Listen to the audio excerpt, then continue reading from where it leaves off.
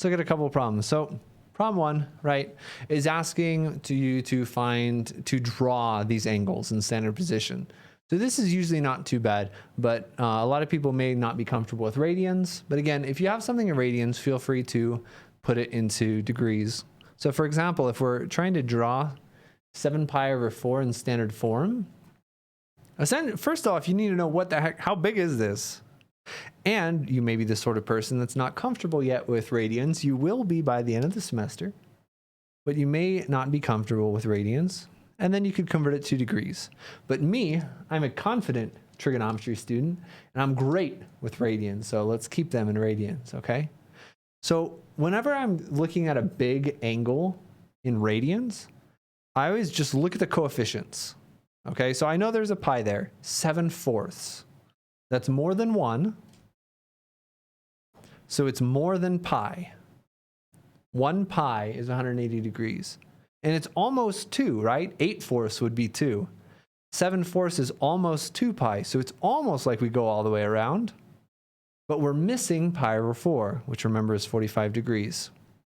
So what this angle looks like is we go almost all the way around until we get this terminal side. And we get 7 pi over 4 radians. Looks like this. And you know, kind of putting everything together, a reference angle for this, remember reference angle is the angle that the terminal side makes with the x-axis. So the reference angle right here is just how far do we have to go to hit the x-axis. And I already told you, well, we almost go all the way around. The reference angle here would be pi over 4 as well. Okay? And yeah, this angle is 315 degrees. And there's a couple of ways that you can know that. One, you don't even have to convert. Once we've drawn it, you know that this is 315 degrees because it's going 270, which is 90 times 3, and then 45 more. Or you know it's going 365. That's how many days are in a year. 360 degrees minus 45. Otherwise, you get to 315. Or you could say, I hate radians.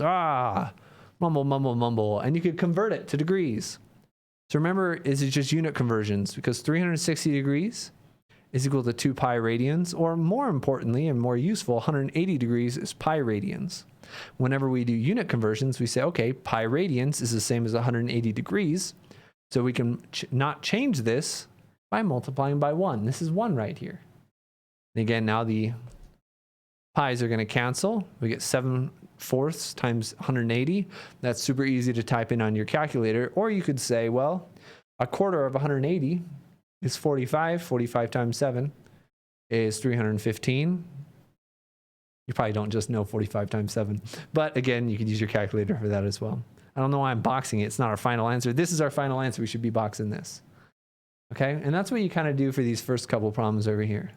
Standard position. The degrees should be easier. Count by 90s. Every 90 is a quadrant. And then do that. All right, so we got number 2 next. Let's look at an arc length problem. So for an arc length problem, what you have is we want to find the length of an arc of a circle of radius 12 inches. So we draw that. Okay? We draw that. Oh, my keyboard's in the way. Go away, keyboard. Nobody wants you. You are not useful today. Okay. So a radius of 12 inches. So this radius is 12 inches. This is also the radius. And we got subtended by a central angle of pi over 4 radians. So now there's a lot of ways to do this, and one's a complicated way. One way to do this is to say, okay, well, how many degrees is pi over 4? 45 degrees. What's the circumference of the whole circle? Pi times the diameter. What fraction of the circle are we looking at? 45 divided by 360. That's a complicated way. We'll use that way for the area, by the way. But the whole idea of a radian is a radian says how many radii along is this arc length. So essentially, we can kind of use unit conversions right here. This is maybe not 100% correct, but it's a great way of thinking about it, right? We have pi over 4 radians. But we know that 1 radian is 12 inches. That's the whole point of radians. 1 radian corresponds to a length on the arc of 12 inches. And again, these cancel, and we get 12 pi over 4, which again is just 3 pi. And now we're going to be very good math students and make sure to use units. 3 pi inches. All right. So here we go. That's how you do that. Arc length, a lot of times you call it S, is just the angle times the radius, as long as it's in radians. If it's in degrees, we don't like degrees here. Degrees makes it harder. But if it's in radians, it's nice and simple like this. Okay? If it were given in degrees, you could convert it to radians, or you could use the method that we're going to use for area, such as in number 7. If at any point, by the way, anyone has any questions, feel free to ask. You can interrupt me right here. I'm just going through these to kind of show a general summary if there are not targeted questions. All right, so we got number 7. We got a sector of a circle with a central angle of 45 degrees. Wait, this is getting familiar. All right, say this is 45 degrees. And a radius of 6 centimeters. And now they're very similar. The question is, what is the area? What is this little area of this sector? And here we don't have a, again, we've got radians, which make finding the arc length really easy. We don't have a measure that makes the area really easy. So we really just say, this is one slice. This is one slice out of a whole pie that got kind of squished. We just find what the whole pie is, and then what fraction of that are we looking at. So the area of the circle, remember, is pi times the radius squared. That's the whole thing.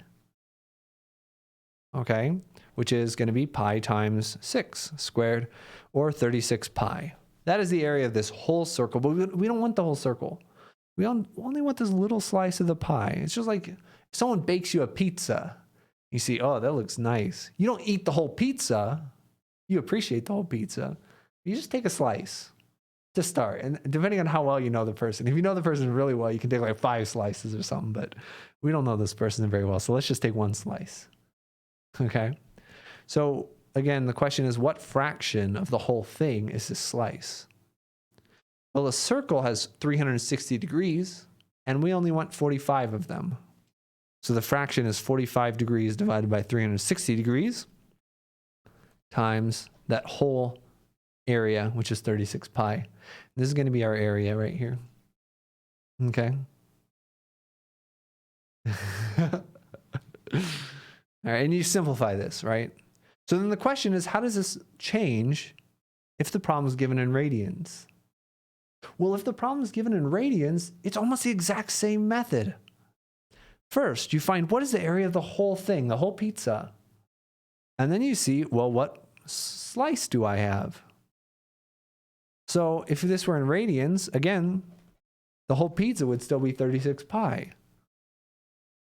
But then we would have pi over 4 radians out of the entire 2 pi. Again, 360 degrees is the whole thing. 2 pi radians is also the whole thing. So these are equivalent answers. Again, and either way, I want you to simplify it, right? So this simplifies to 45 over 10 pi, I think, and you can approximate it. All right, and this one simplifies too. So simplify. My cat is very aggressively scratching his cat post. Okay. All right, any questions so far?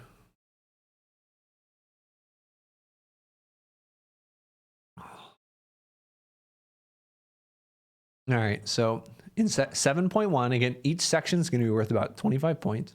We need to draw something in standard position. We did that. We need to find arc length. We did that. Convert between radians and degrees. We did that over here. Find the area. We did that. And last thing we're going to run into in 7.1 is these application problems. Okay, so let's do one of these application problems. Let's find a good one. We got... Let's do number 12. Number 12 looks good. So number 12 is we got a wheel of radius 14 inches. So let's draw a wheel. Radius is 14 inches. And it's rotating at 0.5 radians per second. Now there's a couple questions here. All right. So a couple of things is asking us. What is the linear speed v? That's part A. Linear speed v. So this is almost exactly the same as something you've already done. Previously, we had an angle and we found the arc length. And we did that just by multiplying by the radius. Well, now we have an angular velocity omega and a radius. We're just going to multiply them together too. And here's how it works, just like we did before.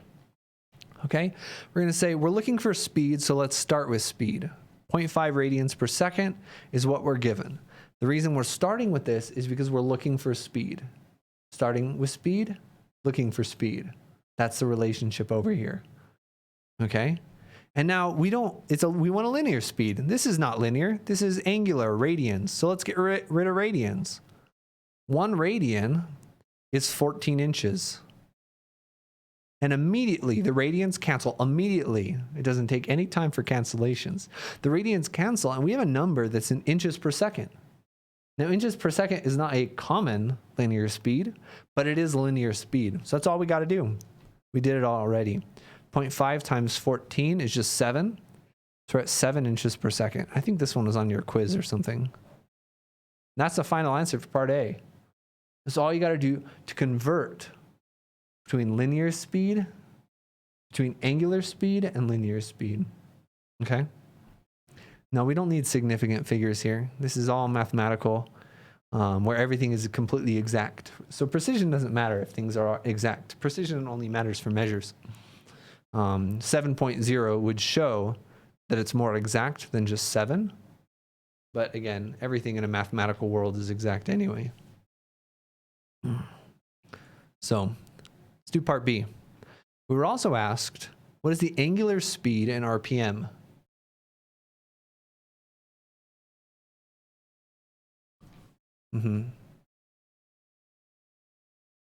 So again, we want to find angular speed. So we'll start with what we're given, angular speed, 0.5 radians per second. And now we want to convert this to rotations per minute. Remember, this is not radians, this is rotations. So the question is, okay, how many radians? Again, we want the radians on the bottom so they cancel. How many radians are in one rotation? How many radians does it take to go all the way around a circle? The question is, it takes 2 pi radians to do one rotation. So we're pretty close already. 1 unit conversion gets us there. But now we have rotations per second. And you don't have to be an English whiz to say rotations per second. That's RPS. We don't want RPS. That sounds like FPS, which is a terrible genre of video game. So we need to convert this to minutes. So we want to get rid of seconds. So we need to multiply by seconds on the top, minutes on the bottom. So the seconds cancel. How many seconds are a minute? You know that. 60 seconds are in 1 minute. And we just multiply it all together. Here for applications, we're going to be rounding and approximating. So again, make sure our units are right. Rotations on the top, minutes on the bottom. Good, RPM. And then you're going to get 30 over 2 pi. That's 15 over pi. Sorry, let's be exact first. 15 divided by pi RPM. And then we'll approximate that. It's going to be like 4 point something. I don't know. Well, what's 15 over pi?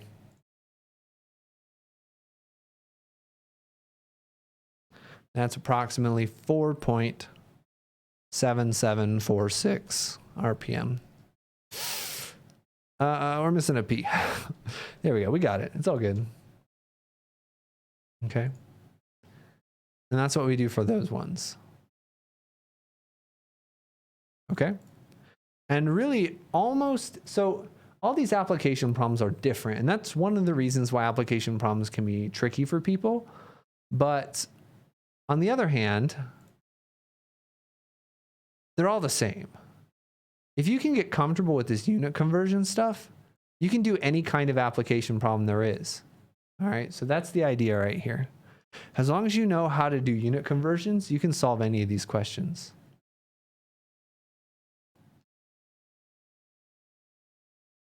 Question, it says, on letter A, is there a point on finding the length of a quarter of a wheel since it rotates at 0.5 radians per second? I don't think I totally understand the question, but it's not necessary to do that. No. All we really care about is how many inches get traversed by 1 radian of rotation. Is probably the easiest ratio to look at right here. Okay, final part of the question, part C. It says, what is the angular speed in degrees per second? And you're going to get sick of this by now. You're going to feel like we've already done this because it's the same thing. Start with the angular speed, 0.5 radians per second. Except now we're converting to something a little different. Now it's degrees per second. Okay? Well, we already have the right thing on the bottom, but we want degrees on the top. So the question is, how many radians are in a degree? And you all know that. 2 pi radians are in 360 degrees. Let's just use pi radians. Pi radians are in 180 degrees. You simplify this. I'm not even going to spend time doing this. You know how to do unit conversions by now. All right? And that's all you do right here. You simplify this and you get your answer in degrees per second. All right, a bunch of different ways of looking at the same situation for this stuff. And that's 7.1. Okay? That is the whole first page of the review. Next up is 7.2. 7.2 is really where we start getting into the stereotypical trigonometry, what most people think of as trigonometry. So we'll start off with the cofunction identities of complementary angle. So remember, right, all the way back over here, I will give you these identities if you want. And this looks confusing. And it is kind of confusing. And it looks more confusing than it is. All this says is that if you look at a trig function of a complementary angle, it's going to be equal to the cofunction of that angle. And remember what complementary angles are. Complementary angles are just the other angles of a triangle. So complementary of 30 degrees means 60 degrees. Complementary angle means, well, if you have a right triangle and you have some angle, what's the angle of the other one? What's the measure of the other one? So similarly here, the complement of 60 degrees is 30 degrees. The complement of 45 degrees is 45 degrees. And the way that we write that with math is just pi over 2 minus theta, or 90 degrees minus theta, depending on whether it's in degrees or radians. So again, I won't give you the form in degrees and radians because it's redundant. This is in radians, pi over 2 minus theta is the complement. But if you're given something in degrees, it's going to be 90 minus theta. So the complement of 34 degrees is what do you need to get to 90? Which is going to be 56. Okay? And that's all you do here. Cosine goes to its cofunction. The cofunction of cosine is sine. Think about that for a minute. That should not be groundbreaking. The cofunction of sine is just cosine. The cofunction of secant is just cosecant. The cofunction of tangent is just cotangent, okay? So the cofunction relationship is just if you put a co in front of the word, right? So it should be easy to remember what the cofunctions are. And then just think cofunctions of complements, all right? There's some nice alliteration right there. Cofunctions of complements. All right? So that's how we do to approach these ones. So cosine of an angle is going to be the sine of its complement. So all you do to fill in the blank right here is find the complement of 34 degrees. Same here. Cosine sine, all you fill in here is the complement of pi over 3. Complement of 21 degrees, complement of pi over 4. So what I mean by that is if we're looking at 15, right? Cosine of 34 degrees is just going to be the sine of its complement, which is 90 degrees minus 34 degrees, which if you simplify that out, you just get 56 degrees. That's all you're doing for these ones. Okay. Or in part B, right, the cosine of pi over 3 is equal to the sine of its complement, which is pi over 2 minus pi over 3. This step right here, what we did up here as well, is just looking at, is just the calculation to find the complement. So pi over 2 minus pi over 3, please be very careful with this. We need a common denominator before we can subtract these.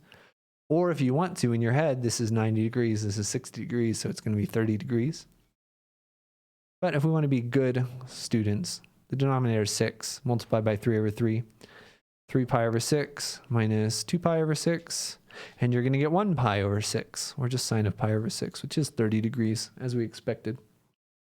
Okay, so that's all I'm asking for in these ones, like number 15. Now, number 16 is probably going to cause the most trouble for people. It's phrased a little confusing. There's a missing sentence. There's a missing space bar right here. It's phrased a little confusing. And a lot of people, it really punishes you if you don't have a very good understanding of what trig ratios are. Okay. October's playing with my disused trig notes. Okay, so let's look at a couple of these. These ones should be good. Number 16. Okay. So what we have here is sine of b equals 1/2 and a equals 20. And again, your triangle here, we don't know the size of the triangle yet. So let's just draw a very generic triangle. A, B, C. It's going to be a right triangle. All right. Now the sine of b is 1/2. So you have to be very careful here. And there's a couple ways of doing this problem. This does not mean that this side is 1/2. This does not mean that this side is 1 and that's 2. It means that the ratio of this side to this side is 1/2. It means that the hypotenuse is double the length of this side. Also, we know little a is 20. Okay, so don't just put a 1 and a 2 here. We don't know that. And there's a couple ways of doing this. There's actually kind of a cheat way of doing this specific triangle that won't work for every triangle, but I'm going to mention it. If sine is 1/2, we know what b is. Usually we're not going to be solving for b, but we know that this is 60 degrees. But let's not do it that way. So what we do know is that sine of b equals 1/2. We know something else about b. We know that the sine of b is little b opposite over the hypotenuse, c. So this is also b over c. And this is one of the trickiest problems of this type that you're going to get. Because normally you'd just be able to solve this equation. But we have two unknowns right here. So we actually don't want to solve this equation.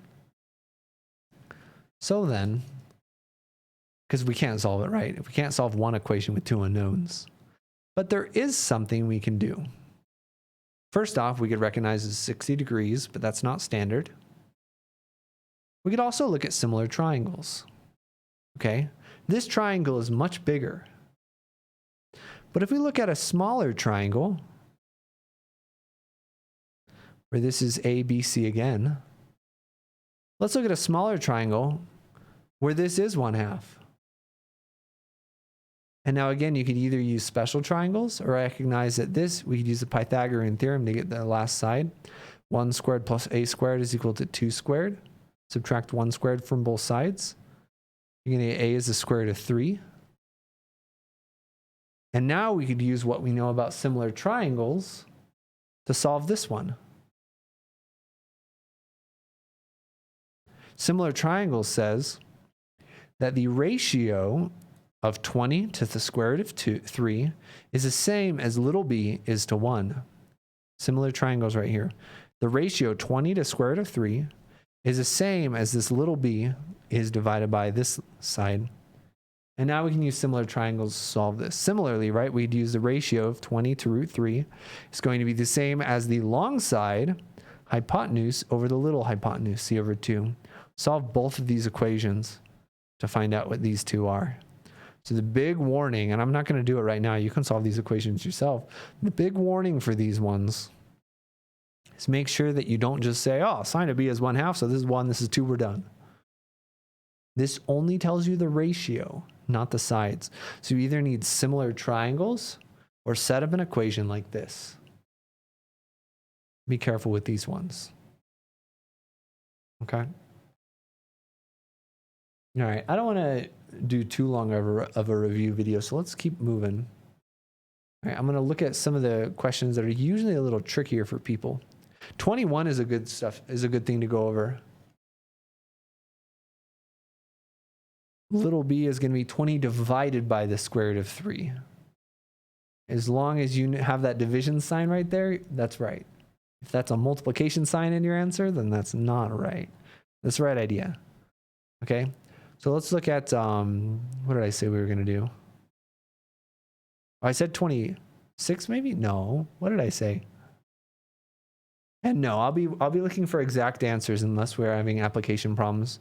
So leave your answers with square roots. Good questions. All right. Yeah, 21 is what I wanted to look at.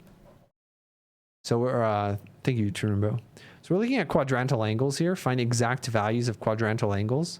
And if you look at the unit circle,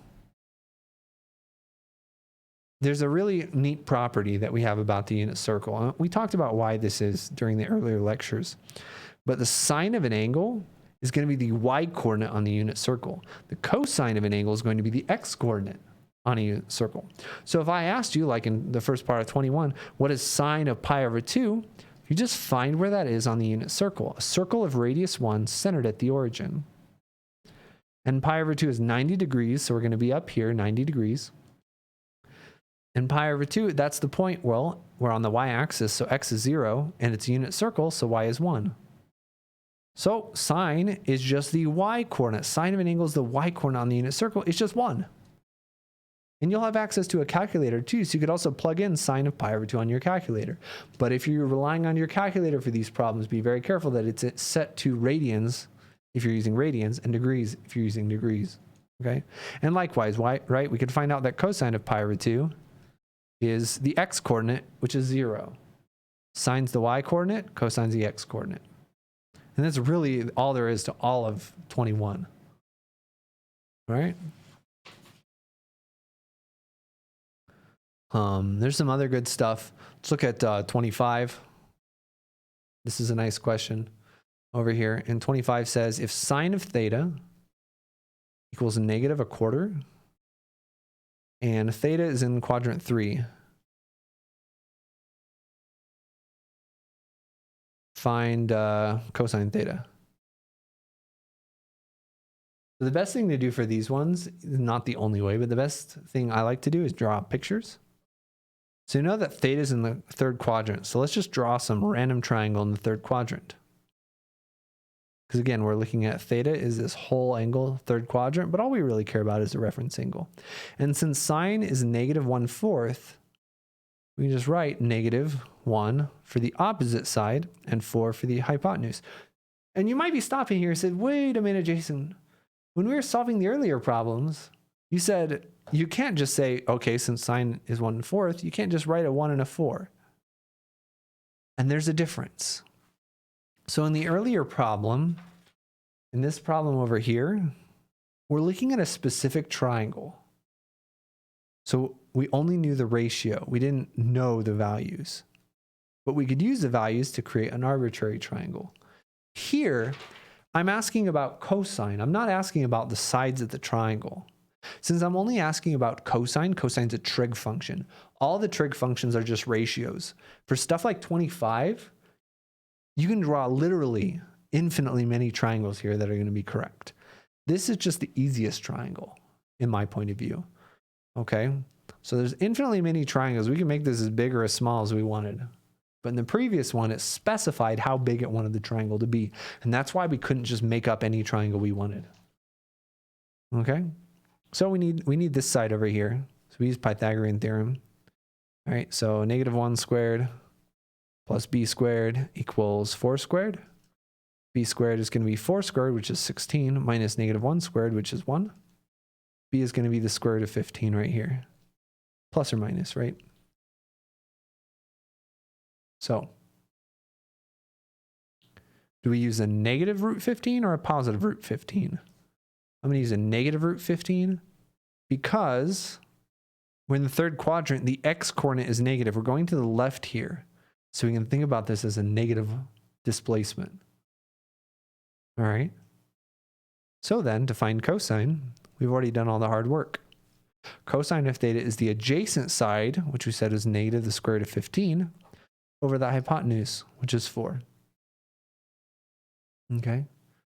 And if we could simplify the square root, we could. For example, right?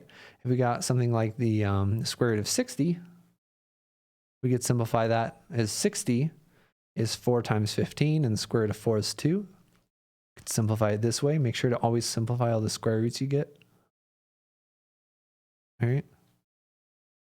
Here we go. And when you think about this, remember, this is the x coordinate, so it'll be negative on the left.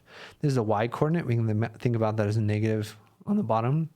But the hypotenuse is always the radius, and it's always going to be positive, no matter where the hypotenuse is pointing. When we start talking about polar coordinates, we'll introduce the concept of a negative radius. But right now, we're just going to deal with positive radii. Okay. The other way to do this is to think of everything as positives here, make all of these positives. And remember this little pattern right here, you can make up any little trick you want.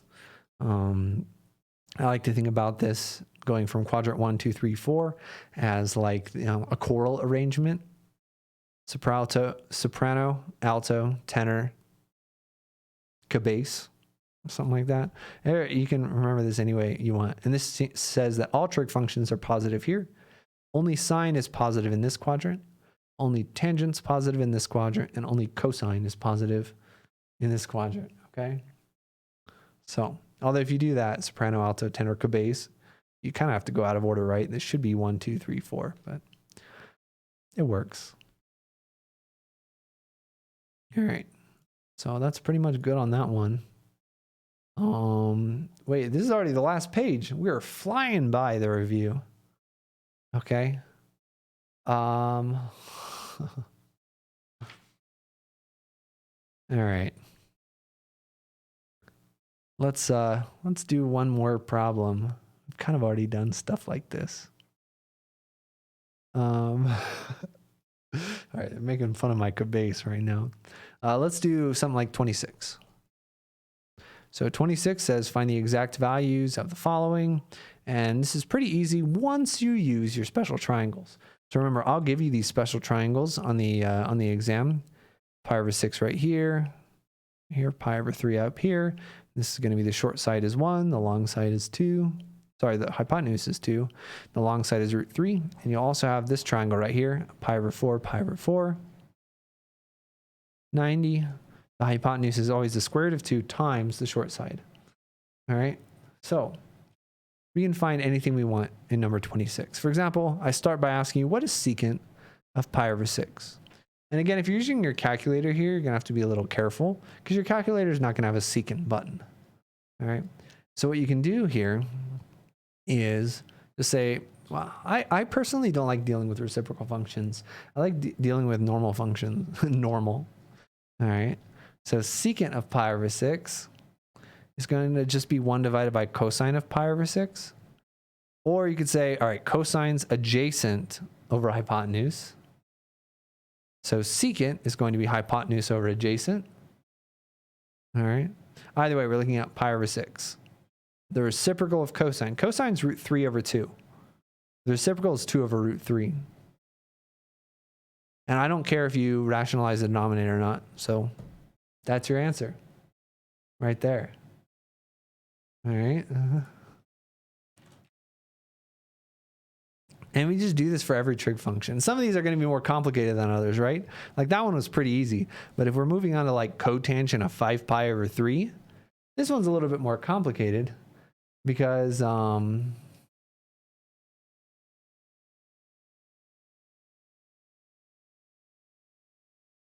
this one's more complicated because we don't have a reference angle given to us. But we are very practiced in finding reference angles. So we just need to plot 5 pi over 3. Okay? So let's get a nice coordinate plane right here and find out where 5 pi over 3 is. And again, as I mentioned before, let's look at the coefficients. 5 over 3. Okay? And 5 over 3, it's more than 1, so it's going to be more than pi. All right? And, but it's less than 2 pi. 6 over 3 would be 2 pi. So it's almost like we're going 2 pi. But we're missing pi over 3. If we added pi over 3 to this, it'd be 2 pi. So we're missing pi over 3. Means that that's our reference angle. So the whole angle is this whole thing over here. And what we're missing to get to the x-axis is pi over 3. So we can draw a triangle like this, referencing our special triangles. Okay? So the side adjacent to pi over 3 is 1. The side opposite of pi over 3 is square root of 3.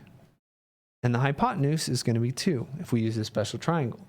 And then we'll add negatives where it's appropriate. The x-coordinate over here is positive. We're going to the right. The y-coordinate is negative. We're going down. There's going to be a negative right here. Okay?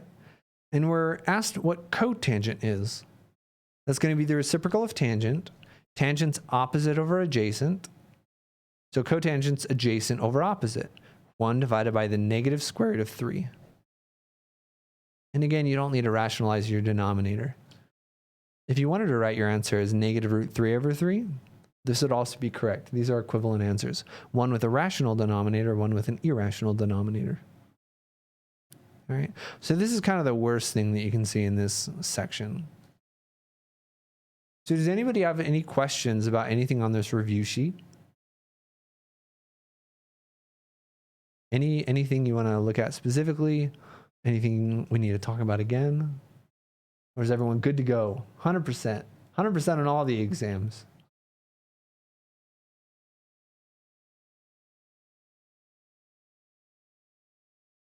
Why don't irrational denominators bug me?